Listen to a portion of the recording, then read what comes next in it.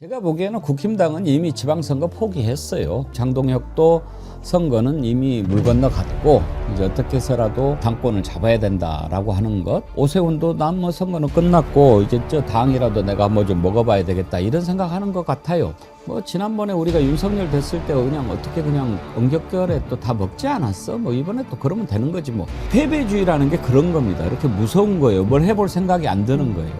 아니 어떻게 국힘당의 최고위원이라고 하는 자가 극우 보수 유튜버를 찾아가서 입당원서 이렇게 받아옵니까?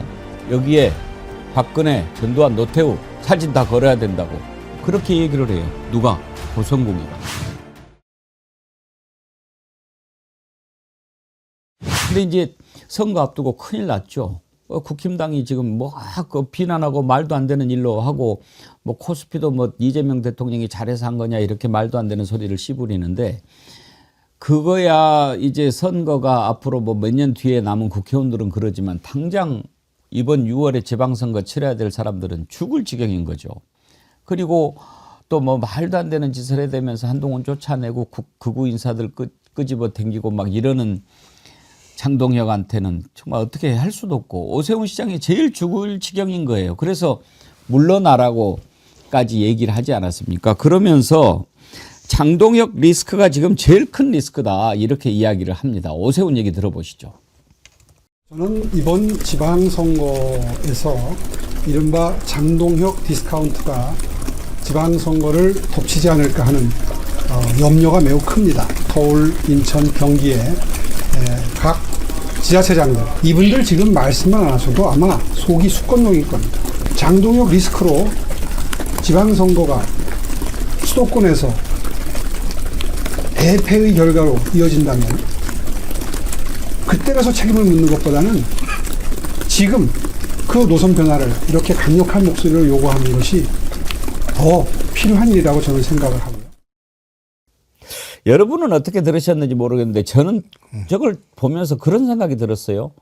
아, 오세훈도 이미 선거는 하나만 하고 대표 자리를 노리는 거 아닌가 그런 생각이 딱 들더라고요.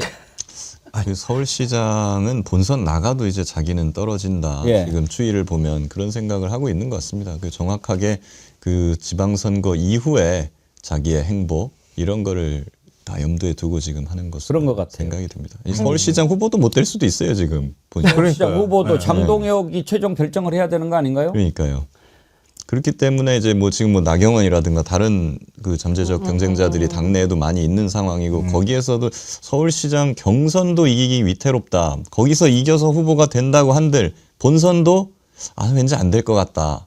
이런 상황에서는 섣불리 지금 뭐 장동혁 대표나 막 이런 쪽에 붙기보다는 거기랑 확실히 대립각을 세움으로써 네, 어떤 대안적인 이미지 이런 걸 선명하게 부각시키는 전략으로 가고 있는 것 같습니다. 뭐 오세훈이나 장동혁이나 뭐 저는 뭐 거기서 거기라고 보는데 그러면 오세훈 시장한테 뭐 묻고 싶은데 물론 이제 장동혁 대표 리스크도 굉장히 큽니다. 그런데 그 한강버스 고장난 것도 장동혁 대표라고 할 건지 서울에 있어서 여러 가지 엉망진창이 된 그동안 정책들도 장동혁 대표 건이라고 할 건지 등등이 있습니다. 그래서 사실은 지방선거에서 대패할 수 있다라는 위기감을 놓고 벌써부터 네 탓이다라고 하고 있는 모습이 있는 거고요. 문제는 뭐냐면 대안을 내놓지 못하고 지금 탓할 사람만 서로 잡고 있다라는 겁니다. 오세훈 시장도 서울에 쌓여있던 문제를 못 풀고 오히려 이재명 대통령이 나서서 이 가장 예민한 부동산 문제를 건드리면서 해결할 수도 있겠다라는 불안감이 엄습하니까 서로 물어뜯을 상대를 찾고 있는 것으로 보이는데요. 제가 보다 이런 한심한 정당 참 처음 본다 이런 생각이 들어요. 예. 요즘. 근데 이게 장동혁의 반사체예요. 오세훈 시장은 제가 볼 때는 자기 스스로 야광처럼 빛을 내야 되는데 자기 성과가 없잖아요. 그러니까 장동혁을 때리면 자기가 상대적으로 부각이 되거든요. 그러니까 장동혁의 발광체가 돼서 몸값을 올려보겠다 이런 전략이 숨어 있는 것 같고요. 둘째로는 지방선거 앞두고 지금 국민의힘에서 당무감사를 이미 했거든요. 친한계 다 축출하겠다고 얘기를 하는데요. 지금 장동혁하고는 좀 거리가 있어요. 오세훈 시장이. 그러면 친한계 축출하는 원외 당협위원장이 축출이 되면은 오세훈 시장과 함께 할 사람이 별로 없는 상황이거든요. 거기에 대한 경고의 메시지를 던지는 거다. 경고의 메시지 측면에서 세 번째가 있는데요. 그러니까 오세훈 시장 당내 경선 통과하기 쉽지 않아요. 근데 경선 룰 아직 이제 확정 안 했거든요. 5대5로 하고 지역별로 달리 가지고 가겠다고 하는데 장동혁 대표 맘먹기에 따라서 당원 70% 하면은 오세훈 시장은 절대 서울시장 선거 국민의힘은 못 나갑니다. 그리고 그런 데다가 지금 나경원 의원이 막 군침 흘리면서 기다리고 있는 거잖아요. 그러니까 실제로 출마 선언을 할지 모르겠지만 나경원 의원하고 붙으면은 결국 질 수밖에 없을 거라는 걸 자기가 잘 알 거예요. 그러니까 평상시에 조용하고 눈치 보면서 막 어디로 갈까 내가 이거 정치적으로 유불리가 어떻게 되지 이거 계산하다가 갑자기 언제부터 투사가 됐다고 저렇게 나서가지고 장동영 보고 사퇴하라 그럽니까? 자기 정치적으로 얻을 수 있는 이익이 있으니 저러는 거죠. 제가 보기에는 국힘당은 이미 지방선거 포기했어요. 왜냐하면 지방선거를 치르겠다고 하는 정당이 이럴 수는 없거든요. 그러니까 지금 장동혁도 선거는 이미 물 건너 갔고 이제 어떻게 해서라도 선거 이유가 끝나도 우리가 당권을 잡아야 된다라고 하는 것. 그리고 오세훈도 난 뭐 선거는 끝났고 이제 저 당이라도 내가 뭐 좀 먹어봐야 되겠다 이런 생각하는 것 같아요. 마음속에는 뭐 지난번에 우리가 윤석열 됐을 때 그냥 어떻게 그냥 엉겹결에 또 다 먹지 않았어? 뭐 이번에 또 그러면 되는 거지 뭐. 패배주의라는 게 그런 겁니다. 이렇게 무서운 거예요. 뭘 해볼 생각이 안 드는 거예요. 그렇지 않고는 그런 일을 할 수가 없죠. 아니 어떻게 국힘당의 최고위원이라고 하는 자가 극우 보수 유튜버를 찾아가서 입당원서 이렇게 받아옵니까? 그 자가 들어와서 맨 처음에 한다는 말이 여기에 박근혜, 전두환, 노태우 사진 다 걸어야 된다고 그렇게 얘기를 해요. 누가? 고성국이가. 들어보시죠. 제일 먼저 해야 될 일이 건국의 이승만 대통령, 근대화 산업화의 박정희 대통령, 그리고 거의 피를 흘리지 않고 민주화를 이끌어내는 대역사적 대타협을 한 전두환 대통령, 노태우 대통령, 김영삼 대통령, 박근혜 대통령, 윤석열 대통령까지 당사에 사진 걸어야 된다고 생각합니다. 뭐가 그렇게 겁이 나고 쫄려서 사진조차 제대로 못 걸어요? 사진 걸자고 하는 것도 참 가당치 않지만 저 말 중에 거의 피 한 방울 흘리지 않고 민주화를 이끌어낸 전두환. 저자를 어떻게 봐야 할까요? 누구랑 착각을 하고 있는 거 아닌가요 지금? 누가 피를 법원- 안 흘리고 저기를 했어요? 아니 5.18, 12.12는 쿠데타고 거기서 지금 적어도 수천 명의 시민들이 희생되었다는 거는 교과서에도 나오고 대법원 판결에 의해서도 지금 다 인정되는 사실이지 않습니까? 그것이 군사 반란이고 내란이었다는 거는 온 세상이 다 알고 있는 것인데 그걸 일으킨 전두환을 보면서 피를 흘리지 않았다. 명백하게 가짜 뉴스를 유포하는 거 아닌가 싶은 생각이 들고 그런 사람의 사진을 당사에 걸어야 된다 라고까지 주장하는 걸 보면은 뭐 이제 거의 국힘은 이제 구제불능 수준으로 갔구나.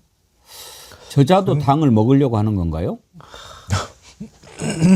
그런 얘기들 많이 하는데요. 뭐 국민의힘에서는 아니라는 식으로 얘기를 하는데 지금 구독자 수가 100만이 훨씬 넘어가거든요. 그러니까 국민의힘의 당원들한테 영향력이 크겠죠. 그러니까 아마 암암리에 뒤로 뭐 고성국 씨한테 이런저런 얘기도 하고 하고 있을 거라고 봐요. 저는 장동혁 대표하고 뭐 친하지는 않는다 자기들이 얘기하고 있지만 자기들끼리는 그런 방식의 소통이 있을 거라고 보는데요. 그러니까 저는 저 얘기 들으면서 국민의힘의 뿌리는 반국가 정당이다. 그러니까 반민중, 반국민 정당이다. 이런 생각을 안 할 수밖에 없는 게 하지 않을 수 없는 게 이승만도 유혈 진압한 사람이에요. 대통령 때 그때 살구혁명 일어났잖아요. 뭐 그렇지 않습니까? 자기 전국에다가 자기 동상 세워놓고 독재를 꿈꾸고 실제 독재했던 사람입니다. 공국의 아버지라고 그래요. 사진을 안 걸겠습니까? 근데 이승만 걸어놨잖아요. 걸어놓고 난 다음에 그 다음에 걸 사람이 없는 거야. 당에 뿌리가 없는 거예요 지금. 그러니까 이참에 그냥 다 걸어버리자 뭐 이렇게 얘기하는 것 같아요. 그래서 하다못해 윤석열 사진도 걸겠다는 거 아닙니까? 제정신 아니에요. 걸어라 그래. 사진 없으면 내가 하나 보내주지.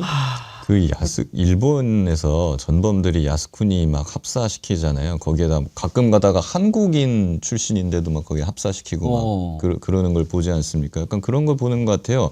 생각해 보세요. 잘 생각해 보면 박정희는요 이승만을 싫어했습니다. 자꾸 지우려고 그랬어요. 근데 그 둘을 같이 건다고? 음흠. 그리고 김영삼 대통령, 전두환 엄청나게 싫어하지 않습니까? 그것도 같이 건다고요? 이거 무슨 생각인지 모르겠어요, 지금. 근데 뭐 일단 전략적으로 보면 잘하고 있는 것 같긴 한데. 네. 아니 근데 저런 사고 방식이 이번 내란을 일으킨 원인이 된다는 거예요. 우리는 어떻게 돼도 권력을 잡으면 다 용서받을 수 있어라고 하는 사고 방식이 어느새 국민의힘과 이 보수 진영 안에 싹트고 있다는 거예요. 그러니까 이번에 내란을 일으켰는데도 불구하고 그 내란을 일으킨 자를 지키겠다고 가가지고 그 난리를 치는 거 아닙니까? 그리고 그게 뭐가 어때서 독재해도 되지 이렇게 얘기하는 사고방식을 갖고 있는 사람이 15에서 20% 가까이 되고 대부분 다 국민의힘에 몰려있다는 거 아닙니까? 그 국민의힘에서 김종인 비대위원장이 광주 찾아가서 무릎을 꿇었던 기억이 나는데요. 저는 그때도 사실은 반신반의라고 했습니다. 왜냐하면 이게 호남의 표를 잡기 위한 이벤트에 그쳐서는 안 되고 이거를 강령이라던가 또는 당의 어떤 제도적인 시스템으로 만들지 않으면은 전두환 찬양 세력과 5.18 모욕 세력이 또 나올 수 있다라고 의심을 했는데 그런 일이 자꾸 반복되는 것 같아서 너무 참 안타까고 화가 납니다. 사실 국민의힘의 장동혁 대표 체제에서 가장 먼저 징계해야 될 사람은 고성국 당원 아닙니까? 어떻게 전두환 사진을 걸자라는 말을 합니까? 내란범에 대해서 사진을 걸어놓고 지금 내란범 찬양하는 정당이 되겠다는 건가요? 아예 이참에 그런 범죄 판결을 받은 이명박 사진도 다 걸죠, 왜? 그래서 우리는 앞으로 내란 옹호당이 되겠다, 내란 찬양당이 되겠다, 노골적으로 하든가. 도대체 장동혁 대표가 말 따로 행동 따로 뭐 따로 국밥당입니까? 저는 이 부분에 대해서 국민의힘 내부에서 이게 어물쩍 넘어가면은 앞으로 정말 이 부분은 역사적 기록에 남을 것이고요. 지방선거뿐만 아니라 앞으로 모든 선거에서 이 말을 갖고 국민들이 심판해야 된다고 생각이 듭니다. 부산이 대인님, 선구가 전두환 이승만은 국민의 총을 쏜 유이한 대통령이라 XX야 그러셨는데 그렇죠? 그걸 걸으라고. 국민의 총을 쏜 이승만, 전두환, 국민의 총을 겨눈 자 지금 감옥에 들어가 있지요. 녹수님, 걸어라 걸어. 목에다 명패 목줄하고 버스 타고 전철 타고 다녀라. 그렇게 걸어라고 하니까 오늘 한병도 원내대표가 교섭단체 대표연설에서 아주 재미있는 표현하더라고요. 그렇게 걸면 너네 당사는 내란범 갤러리 되는 거 아니냐 그러던데 아주 참 한번 들어보시죠. 국민의힘에 엄중히 묻습니다. 계엄 사과는 진짜 사과입니까? 거짓 사과입니까? 겉으로는 고개 숙이면서 뒤로는 5.18을 모독하고 전두환을 찬양하는 구구 인사를 지도부가 친히 나서서 입당시켰습니다. 전두환을 피 흘리지 않고 민주화를 이끈 사람이라며 당사의 윤석열 사진과 함께 걸자는 역대급 망언이 입당 첫 일성이었습니다. 이러면 국민의힘 당사는 내란범 갤러리가 되는 것 아닙니까? 내란범 갤러리 참 재미있는 표현이었어요. 자, 저렇게 지금 망하는 길로 푹푹 들어가고 있는 국힘당입니다. 참 뭐 되는 집 안 되는 집 우리가 얘기하는데 지금은 별수를 써도 안 되죠. 뭐 용을 써도 안 되는 거죠. 왜? 뭘 바꿀래야 바꿀 수가 없으니까요. 바꾸려고 해도 목표가 있어야 되죠. 뭘 바꾸겠다는 겁니까? 지금 뭐 이제 또 전환길도 돌아왔다라고 하는데 고성국, 전환길, 전광훈 뭐 이런 자들이 그 당을 차지한다. 저는요 그거 한편으로는 그래라. 그렇게 하고 싶은데 그러면은 나라가 불행해지죠. 보수 정당이 있어야죠. 그러니까 차라리 그런 당을 하나 저기 만들어 가지고 어디 소각장 옆에다가 하나 두고 저기는 좀 지켜야 되는 거 아닌가 그런 안타까운 마음이 있어요. 다음으로 넘어가죠. 그 김건희가요. 그러니까 이제 김건희 변호인들이 뭐 했다고 하는데 김건희가 한 거죠. 말도 안 되는 판결로 1년 8개월 받았잖아요. 그런데 이것도 많다고 항소를 했다는 거 아닙니까? 그러면서 그 목걸이 뭐죠 이름이? 반클리프 아펠인가요? 네. 그라프. 그라프. 그라프죠. 이번에 그라프. 판결은 그라프. 예. 그거는 안 받았다. 그리고 샤넬도 하나는 뭐 받은 거고 하나는 안 받았다. 그러니까 샤넬 값만큼만 형을 때려야 된다. 이렇게 지금 주장을 했다는 거 아닙니까? 아니 그것도 대가성이 없는 거였으니 다 무죄 선고해야 한다 이렇게 주장을 하는 건데요. 그거 들으면서 아, 우인성 판사 판결에 용기를 얻었구나 그 생각했어요. 그러니까 그 판결하면서 이랬어요. 청탁 내용에 비해 수수된 금액의 가액이 너무 작아 대가 관계가 존재한다고 볼 수 없다 이렇게 얘기를 했거든요. 김건희가 똑같은 논리로 통일교 청탁이 가방 하나로 될 일이 아니야 이렇게 얘기를 했어요. 그러니까 통일교에서 청탁할 때 뭐 예를 들면 뭐 아프리카나 이런 데 ODA 작업 늘려주세요. 뭐 UN 제530 만들어주세요. 뭐 이런 식의 얘기였거든요. 그게 샤넬 가방 하나로 될 문제냐. 청탁이 어떻게 그게 성립이 되냐. 이렇게 얘기를 하는 거예요. 그러니까 샤넬 정도 가방 하나는 뭐 청탁 대상도 안 되는 정도의 어디 뭐 구멍가게 파는 거라고 생각하는 모양이에요. 그러니까 우인성 판사가 제공했던 논리 그대로 지금 얘기하면서 샤넬은 대가 관계가 존재하지 않는 거고 지금 그라프 목걸이는 아예 안 받았고 그리고 주식 투자한 거는 그러니까 주가 조작한 거는 그건 공소시효 다 지나고 그럼 뭐 다 이번에 무죄 판결 났고 그리고 명태균은 계약서도 안 써서 그냥 무죄라고 하고 그럼 나는 아무 죄가 없네? 그러니까 지금 항소하는 거예요. 이게 잘못된 판결이요. 그 범죄자들에게 용기를 심어준다라는 말이 저는 이런 걸 딱 생각이 나게 되거든요.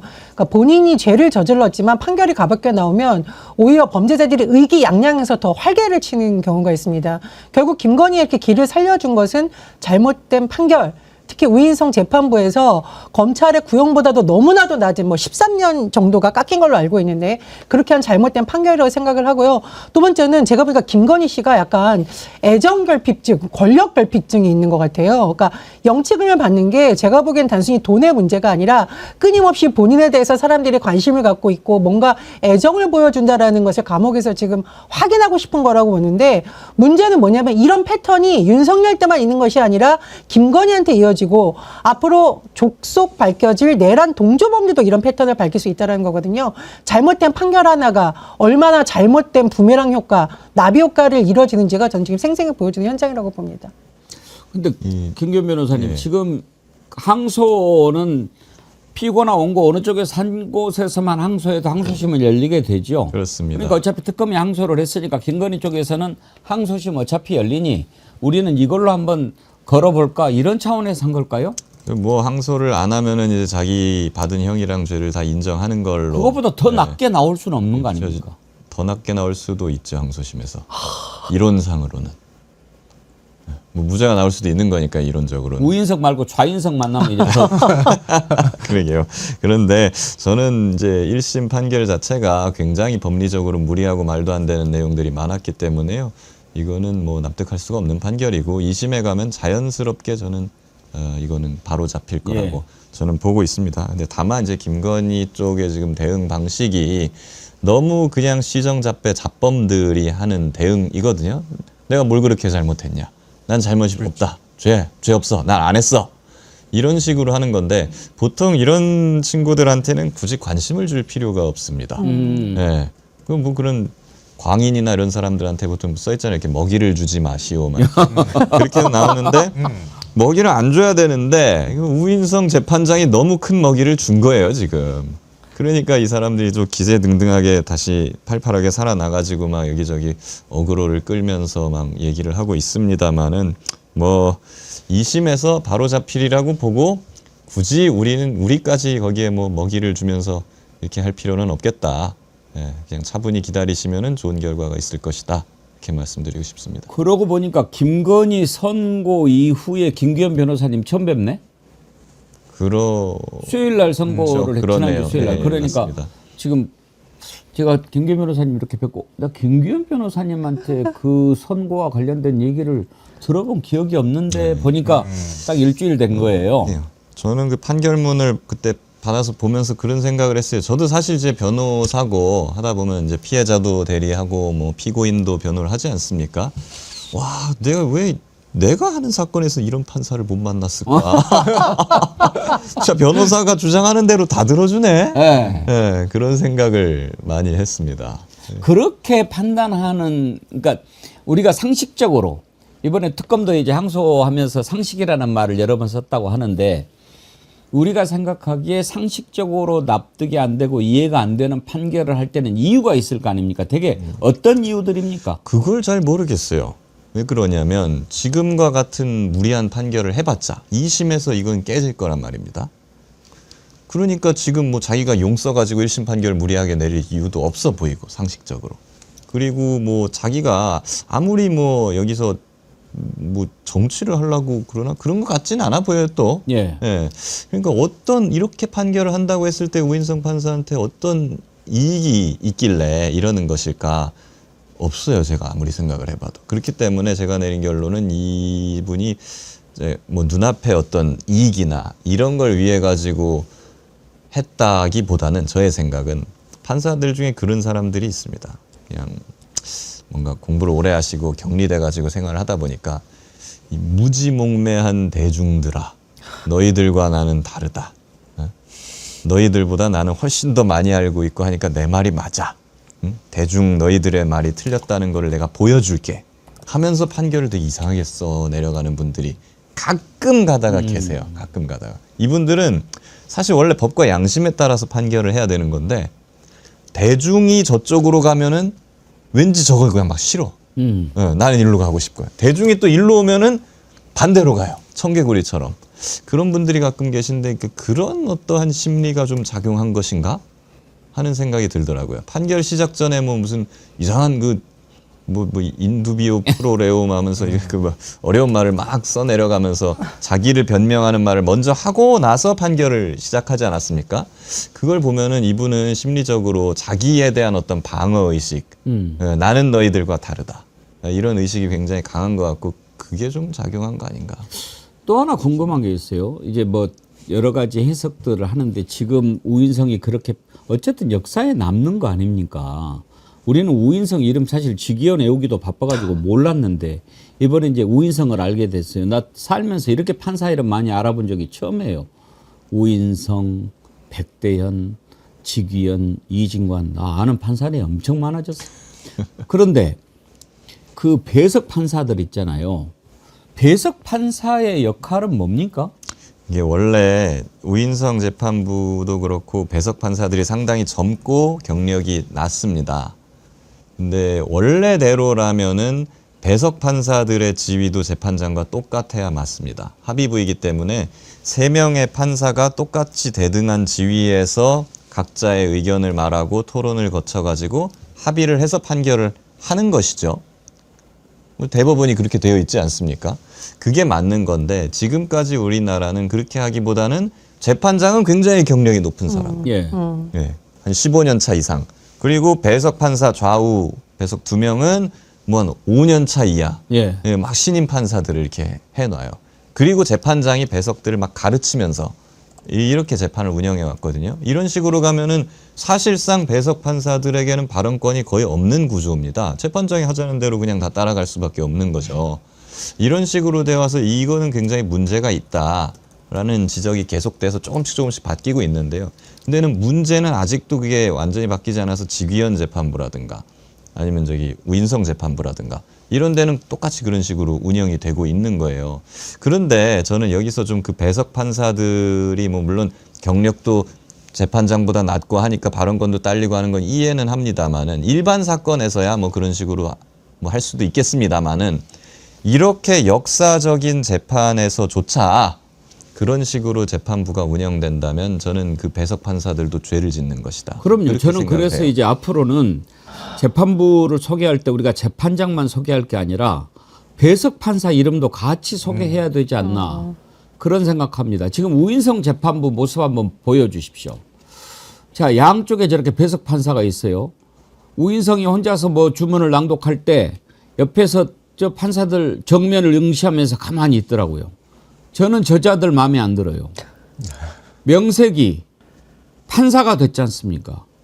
그러면 아무리 주심 판사고 재판장이고 선배고 그렇더라도 이렇게 역사적인 판결에서 이렇게 말도 안 되는 상식적인 판결을 하면 적어도 저런 판결할 때 너네들은 내가 시키는 대로 하면 돼라고 하지만 가치는 한번 읽어보지 않을까요?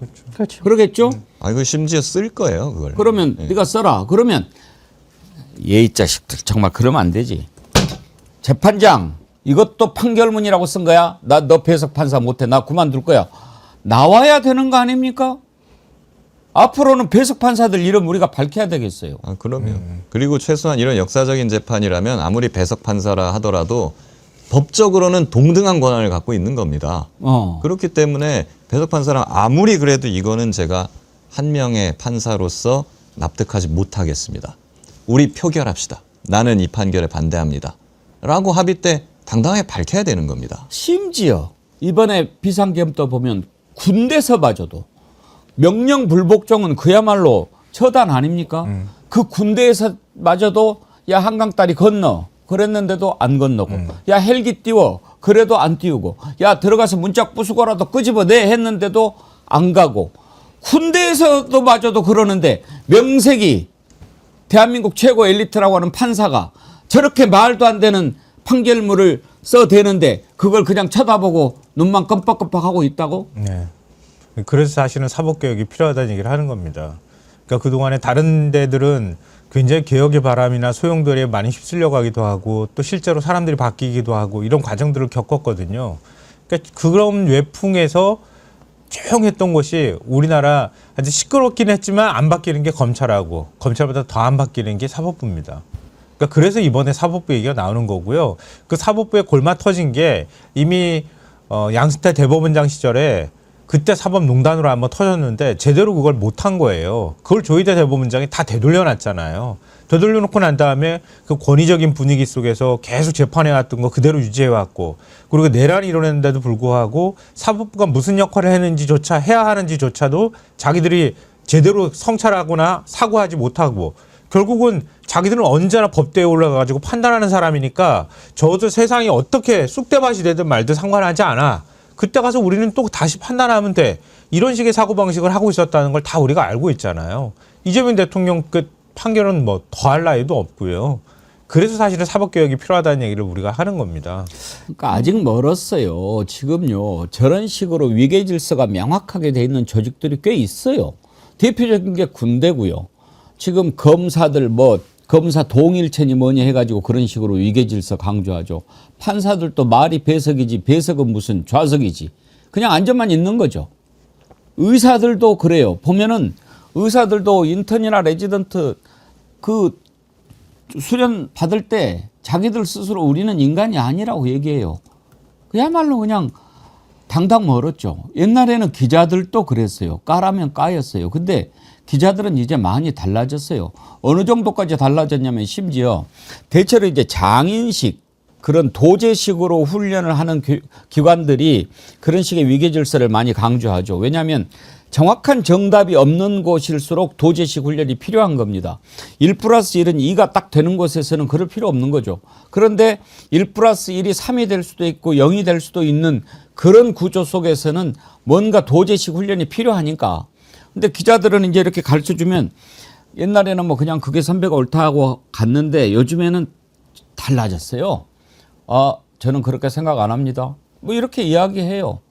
심지어 위에서 이렇게 고쳐주는데도 저는 그렇게 할 수 없습니다. 라고 이야기를 하는 기자들이 요즘은 많아요. 완전히 달라졌어요. 그런데 명색이 판사 되려면 쉽습니까? 그런 자부심 어디다가 팔아치우고 그 배석 거기 자리 지키려고 그 자리에 앉아 있단 말이에요. 부끄럽지 않나요? 명예욕과 권력욕 때문에 그래요. 그 자리까지 올라갔는데 그러면 처음에 검사가 될 때나 판사가 될 때는 내가 이제 이 국민이 주신 권한을 써가지고 내가 정의를 한번 바로 세워보겠다는 생각은 다 합니다. 근데 또 한편 누가 와서 그래요. 야, 네가 어떻게 여기까지 왔는데 검사장 안 될 거야? 나중에 법원장 안 될 거야? 그러려면은 대법관님들, 재판장님들한테 잘 보여야지 또 이렇게 와서 소곤소곤 됩니다. 그렇기 때문에 역설적으로 위의 말을 제일 잘 듣는 뭐 소위 말하는 우리나라에서 그 의전이나 뭐 이런 비비기 이런 거 제일 잘하는 조직이 법원과 검찰이 돼버린 거예요 지금. 근데 그게 부끄러운 거죠. 예를 들어서 그런 유혹이 누군 들었겠습니까? 그런데 박정훈 대령은 그렇지 않았겠어요? 야야야, 저기서 자식아, 그렇게 할 때 그래 나 뭐 정년도 얼마 안 남았고, 만약에 그렇게 했더라면 그 억울한 죽음이 밝혀질 수 있겠습니까? 뭐 사실 나는 그것을 뭐 응당한 보상이라고 생각하고 이것 자체를 얘기하는 게 박정훈 대령 그 좀 먹칠을 하는 거라서 조심스러울, 별 달았잖아요. 근데 기쁜 일이잖아요. 솔직히 박정훈 대령은 입이 대령이 붙어가지고 죄송합니다. 준장인데 그냥 그 해병대 수사단장으로 그냥 정년까지 채우고 예편한다면 별을 달 수는 없는 그 직제죠, 거기는. 뭐 그렇죠. 일반적으로 대령이 예. 끝이죠. 해병대는 법무감이 따로 없지요. 없습니다. 해병대 군사경찰에서 제일 높은 직위가 해병대 수사단장이고요. 예. 박정훈 대령이 하고 있었던 거기가 그 최고였잖아요. 직위. 예. 그런데 그렇게 의롭게 버텼기 때문에 이제 국방부 조사단장 가가지고 별도 달게 되고. 근데 뭐 그런 것이 대단한 것이 아니라 그거를 지켰잖아요. 그 박정훈 장군인들 그때 회유나 협박이나 뭐 이런 게 없었겠습니까? 아유, 엄청났죠. 저는 말씀하시죠. 아니. 네. 그 제가 이제 사실 법조기자 할 때 한기택 판사에 대한 책을 읽은 적이 있습니다. 그러니까 목숨 걸고 재판한 판사. 제가 왜 이 얘기를 하냐면은요.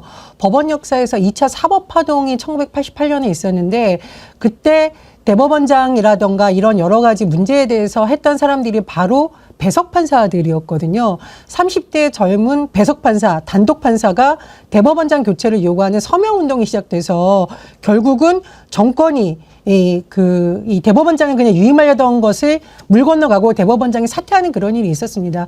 정말 목숨 걸고 법관은 어떠해야 되며 법과 양심에 따라서 재판을 하기 위해서는 어떤 것을 해야 되는 것을 그냥 가만히 앉아가지고 나는 판결문 잘 쓰면 돼 이런 것이 아니라 시대의 요구에 분명히 부응했던 배석 판사들도 있었다는 겁니다. 근데 지금 사법부가 보여주는 모습은 국민들에게 오히려 조롱거리가 되고 있는 거잖아요. 말 그대로 판사라는 내 직업만 잘 지키면 돼. 월급 꼬박꼬박 받고 국민들 위해 군림하는 법 귀족이라는 말까지 나오는 시대가 있어서 지금 이제 앵커님이 짚어주셨는데 사실 군 하면은 박정훈이라는 사람이 있었고 또 그 박정훈을 많이 응원했던 해병대에서 물러났던 그 퇴역 전후의 분들도 있었고 또 그 사람들을 응원하는 변호사들도 있었는데 왜 법원 내에선 이런 움직임이 없냐는 거죠. 그래서 사법개혁이 필요성이 오히려 최근에 이제 김건희라든가 내란과 관련된 재판을 통해서 오히려 좀 더 국민들에게 인식이 된 게 아닌가 생각이 듭니다.